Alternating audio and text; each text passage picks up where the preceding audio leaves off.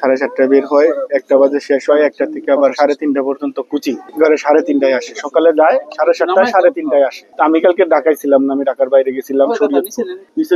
ওইখান থেকে আমার এক কলিগ ফোন দিছে যে বিমান বিধ্বস্ত হয়েছে।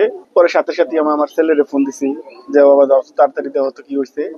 যাওয়ার পরে দেখি আসলে সময় পরে যায়, আর পরে আর কোনো হদিস পায় না। সারাদিন খোঁজাখুঁজির পরে আমরা রাতের 8টার দিকে নিউজ পাইছি যে আমাদের মেয়ে সিএমএস মর্গে আছে। পরে আমার ছেলে যে লাশ শনাক্ত করছে, মেয়ে আমার সাথে শুইছে, আমার চুমাইছে আমার মায়ে।